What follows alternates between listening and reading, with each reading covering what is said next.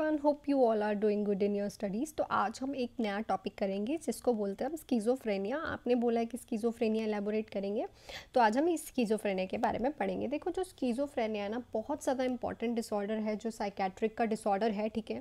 इससे बहुत ज़्यादा क्वेश्चन आते हैं, मोस्टली इसके साइन एंड सिम्टम्स से क्वेश्चन आते हैं और इसकी नर्सिंग मैनेजमेंट से क्वेश्चन आते हैं।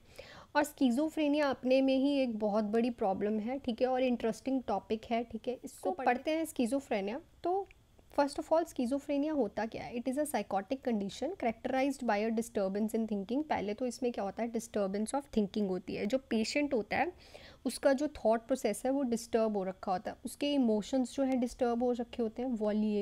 वॉल्यूएशन होती है। वॉल्यूएशन का मतलब होता है कि पेशेंट को लगता है कि मैं हवा में उड़ रहा हूँ, ठीक है। उसको कोई केयर नहीं होती, किसी से लेना देना नहीं है। ही जस्ट केयर अबाउट हिमसेल्फ, ठीक है। उसको खुद से ही लेना देना होता है, which usually lead to social withdrawal. Obviously जब वो ऐसी हरकतें करेगा तो उसका क्या हो जाएगा, एक सोशल विड्रॉल हो जाएगा, वो सोशलाइज नहीं हो पाएगा। इसको हम स्प्लिट माइंड भी कहते हैं, स्प्लिट माइंड भी इसको बोलते हैं, इसका सेकेंड नेम स्प्लिट माइंड भी है। इसमें क्या होता है, डोपामिन का लेवल जो होता है वो क्या होता है, इंक्रीज्ड होता है, ठीक है। डोपामिन का लेवल इसमें क्या होता है, इंक्रीज़ होता है। और साथ ही में मैं एक और छोटी सी चीज़ आपको बता दूं, ये भी याद रखना कि डोपामिन का लेवल डिक्रीज़ किस में होता है, वो होता है पार्किंसंस डिसीज़ में। किस में होता है, पार्किंसंस डिसीज़ में। तो ये भी एक क्वेश्चन बन गया आपके पास कि जो डोपामिन का लेवल है वो इंक्रीज़ तो होता है हमारा स्कीज़ोफ्रेनिया में, बट जो वो डिक्रीज़ है वो किस में होता है, वो पार्किंसंस डिसीज़ में होता है। नेक्स्ट देखते हैं इसकी टाइप। देखो, अब स्कीज़ोफ्रेनिया अपने आप में ना बहुत बड़ी डिसऑर्डर है, ठीक है। इसकी भी सब टाइप्स होती हैं। डिफरेंट तरह का लोगों को स्कीज़ोफ्रेनिया होता है। पेशेंट को ज़रूरी नहीं है कि स्कीज़ोफ्रेनिया एक ही टाइप का हो रहा है, नो, इसकी बहुत सारी फॉर्म्स होती हैं, उसके बारे में हम पहले पढ़ते हैं। तो पहले देखो कौन सी फॉर्म है, paranoid schizophrenia. Paranoid schizophrenia most common type है, ठीक है, सबसे ज़्यादा कॉमन टाइप है। इसमें पेशेंट को प्रेजेंस ऑफ डिल्यूजन्स, मतलब उसको फॉल्स और फिक्स्ड बिलीव होता है। डिल्यूजन्स क्या होता है, फॉल्स और फिक्स्ड बिलीव ना, वो ये सोचता है कि अगर ये बंदा गलत है तो ये गलत ही है। उसके पास फिक्स्ड होता है, मतलब कि अगर दो बंदे खड़े हैं तो वो इतना सस्पिशियस हो जाएगा कि ये मेरे बारे में ही बात कर रहे हैं, वो ऐसा बिहेव करेगा।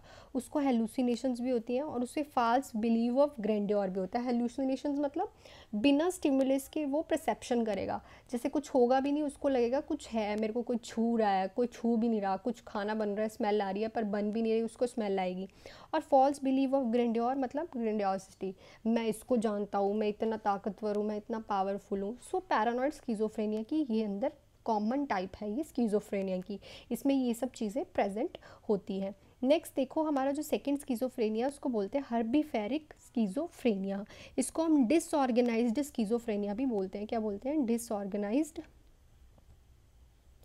स्कीज़ोफ्रेनिया। देखो, ये ना सबसे ज़्यादा वर्स्ट डायग्नोस वाला स्कीज़ोफ्रेनिया होता है, मतलब अगर किसी को हो गया तो सबसे ज़्यादा वर्स्ट डायग्नोस होता है इसका, ठीक है। इसमें क्या हो जाता है, डिसऑर्गेनाइज थिंकिंग, मतलब उसकी थिंकिंग बिल्कुल ही डिसऑर्गेनाइज हो जाती है। फ्लैट अफेक्ट, बिल्कुल ही फ्लैट होता है, कोई इफेक्ट नहीं, कुछ भी नहीं।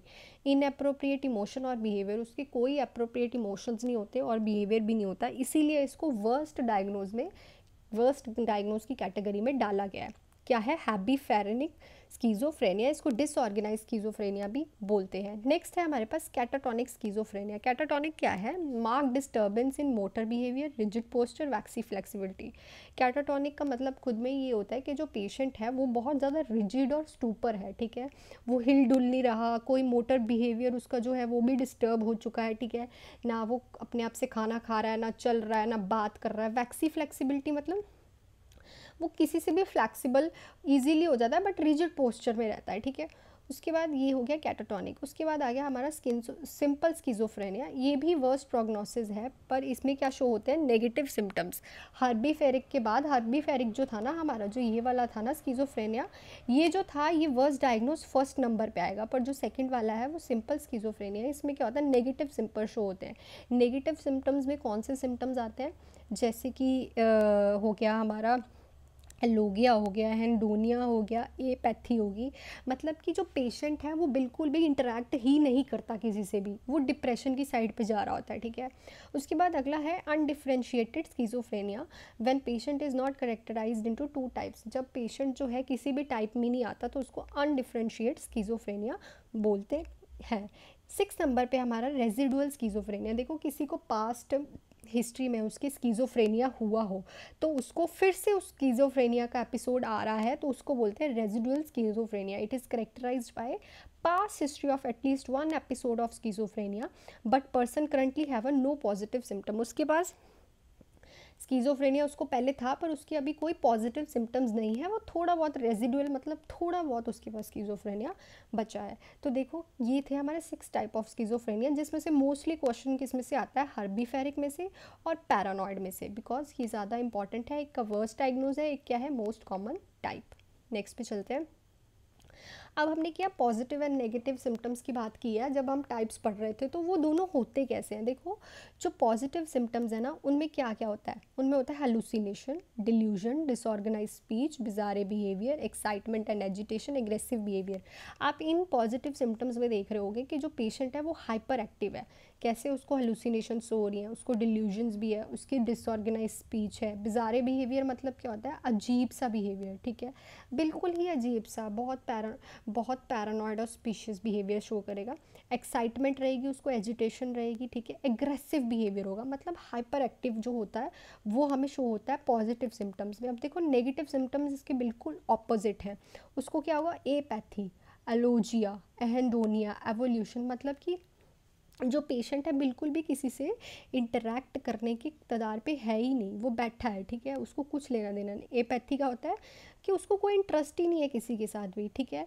उसके बाद एलोजिया, एलोजिया भी मैंने पिछले एमसीक्यूज़ में कराया हुआ है। पॉवर्टी ऑफ स्पीच, किसको बोलते हैं, पॉवर्टी ऑफ स्पीच, ठीक है, उसको बिल्कुल बोलेगा ही नहीं, इतनी ज़्यादा बोलने की कोशिश करेगा बोलेगा ही नहीं। एहेंडोनिया क्या होता है, जो पेशेंट है वो अपने इमोशंस शो ही नहीं कर पाता किसी को भी। एहेंडोनिया का मतलब क्या होता है, इमोशंस शो ही नहीं कर पाता। और एवोल्यूशन का मतलब होता है टोटल लैक ऑफ मोटिवेशन, ठीक है, उसको कोई मोटिवेशन नहीं होती, उसके पास कोई इंकरेजमेंट नहीं होती, बहुत हार्ड होता है उसके साथ कुछ भी काम करना, ठीक है, बहुत ज़्यादा। तो नेगेटिव सिम्टम्स में आप देख रहे हो सब कुछ क्या हो रहा है, डिक्रीज़ हो रहा है, पर जो पॉजिटिव सिम्टम्स में इसको आप ऐसे याद कर सकते हो कि नेगेटिव सिम्टम्स में क्या होगा, सब डिक्रीज़ और उसको एपैथी होगी, पोवर्टी ऑफ स्पीच होगी, पोवर्टी ऑफ शोइंग एक्सप्रेशन होगा, पोवर्टी ऑफ मोटिवेशन होगा। और पॉजिटिव सिम्टम में एक्साइटमेंट होगा, एग्रेसिव बिहेवियर होगा, बिजारे बिहेवियर होगा, डिसऑर्गेनाइज्ड स्पीच होगी, ठीक है। तो ये दोनों बहुत इंपॉर्टेंट है, ऑप्शंस आ जाते हैं। नेक्स्ट देखते हैं उसको कॉग्निटिव सिम्टम्स क्या शो होते हैं। तो उसको पुअर जजमेंट, वो किसी चीज़ को जज प्रॉपरली नहीं कर पाता, उसकी पुअर मेमोरी होती है, पुअर प्रॉब्लम सॉल्विंग होती है, कोई प्रॉब्लम सॉल्व नहीं कर पाता, इजीली डिस्ट्रैक्टेड हो जाता है, सेल्फ केयर डेफिशिएंट होता है और इलॉजिकल थिंकिंग होती है। ऑब्वियसली वो पेशेंट ही बिजारे बिहेवियर वाला है, उसकी थिंकिंग ही डिस्टर्ब है, तो ये सब तो होगा ही, थिंकिंग का ही पार्ट हुआ ना ये सारे, तो ये सब उसका सब क्या होता है, डिस्टर्ब ही होता है। उसके बाद उसकी मोटर एक्टिविटीज़ में क्या होता है, पहली बात तो कैटाटोनिक पोस्चर, वही रिजिड पोस्चर होता है, बहुत टफ पोस्चर होता है, ठीक है, हिलता डुलता नहीं है। कैटाटोनिक एक्साइटमेंट भी होती है क्योंकि वो नेगेटिव पॉजिटिव सिम्टम्स दोनों शो करता है। टोटली इमोबलाइजेशन मतलब कि बिल्कुल भी हिलता डुलता नहीं है। इनएबिलिटी टू फॉलो कमांड, किसी की कमांड फॉलो नहीं करता, मतलब एपैथी, नो इंटरेस्ट, समझ के। मोटर एक्टिविटीज़ की ये सिम्टम्स हो गए। अदर सिम्टम्स वो क्या शो करता है, echolalia, repetition of words, echopraxia, repetition of movement, anergia, मतलब बिल्कुल भी एनर्जी नहीं होती उसके पास कोई काम करने की। कॉन्फैबुलेशन, देखो ये सारी टर्म्स के ना सीधे सीधे क्वेश्चन आते हैं, क्या बोलते हैं इसको, तो ये दोनों तो मैंने आपको एमसीक्यूज़ में बहुत अच्छे से समझा रखे हैं। इकोलिया जैसे हम बच्चे को कराते हैं ना, मम्मा पापा, तो वो हमारी रेपिटेशन ऑफ, इसमें भी देखो क्या लिखा है, लाला, तो इट मीन्स वर्ड। इकोप्रेक्सिया मतलब मूवमेंट, जो फिजिशियन मूवमेंट करेगा वो सेम मूवमेंट वो करेगा। एनर्जिया मतलब लैक ऑफ एनर्जी, ठीक है। कॉन्फैबुलेशन का मतलब क्या होता है, मेमोरी गैप, वो कुछ चीज़ बताएगा, याद है, उसके बाद छोड़ देगा, फिर आधी चीज़ बताएगा, फिर गैप मार देगा, पूरी चीज़ नहीं बता पाता। उसके बाद होता है सर्कमस्टेंशियलिटी, सरकम मतलब सर्कल लगा लो ऐसे, मतलब उसको हमने यहाँ पे एक क्वेश्चन पूछा, घुमा फिरा के वो बताएगा, पर बीच में अननेसेसरी चीज़ें बहुत ही ज़्यादा बताएगा, ठीक है। इसको आप ऐसे याद कर सकते हो, सर्कल समझ के, सर्कमस्टेंशियलिटी। हमने उससे क्वेश्चन पूछा, घुमा फिरा के बता देगा हमें, पर उसमें अननेसेसरी चीज़ें बहुत ज़्यादा ऐड करेगा। टेजेंशियलिटी को कैसे हम टेंजेंट ऐसे बना सकते हैं कि वो कभी भी, हमने यहाँ पे उसको क्वेश्चन पूछा, वो कभी भी हमारे पॉइंट पे आता ही नहीं है, जो हम उससे आंसर चाहते हैं वो कभी वो बताता ही नहीं है, एक्सेसरी अननेसेसरी चीज़ें बताता रहता है।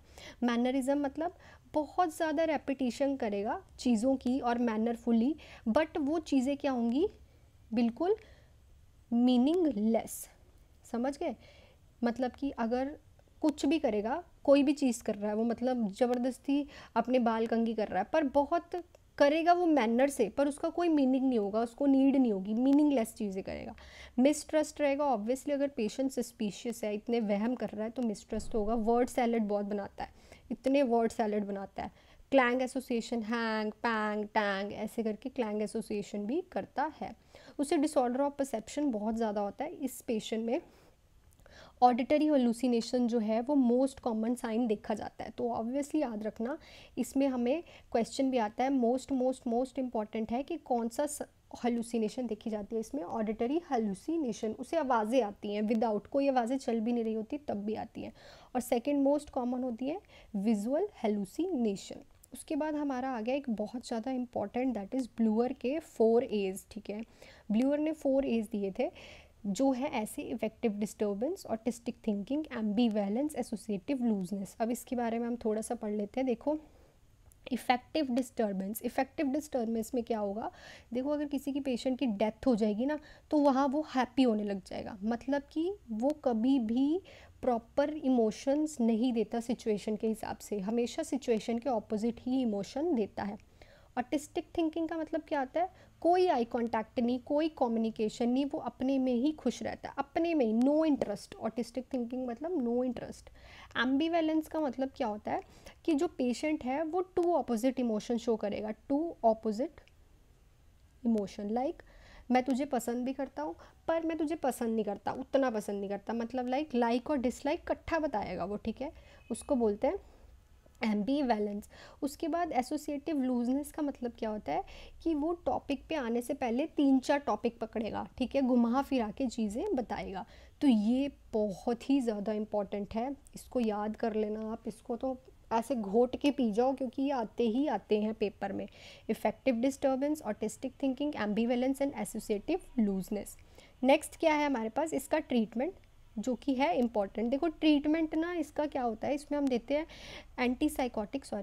एंटीसाइकोटिक ड्रग्स देते हैं, such as clozapine, risperidone, mood stabilisers and benzodiazepine. इसमें ईसीटी भी दी जाती है, क्योंकि वो नेगेटिव सिम्टम शो करेगा ना। जब ईसीटी किस पेशेंट को मोस्टली प्रेफर की जाती है, डिप्रेशन वाले को, और नेगेटिव सिम्टम्स हम पढ़ के आए हैं डिप्रेशन वाले ही हैं। एपैथी शो कर रहा है वो हमें, ठीक है, उसके बाद हमें शो कर रहा है एंडोनिया, एवोल्यूशन, ठीक है, तो ईसीटी भी देंगे। और इसमें साइको सोशल थेरेपीज़ भी दी जाती है, जैसे कि group therapy, behaviour therapy, social skill training, cognitive therapy, क्योंकि ये सारी चीज़ें आप सिम्टम्स पढ़ आए हो, उसके सारे ये क्या हो रखे हैं, डिस्टर्ब हो रखे हैं।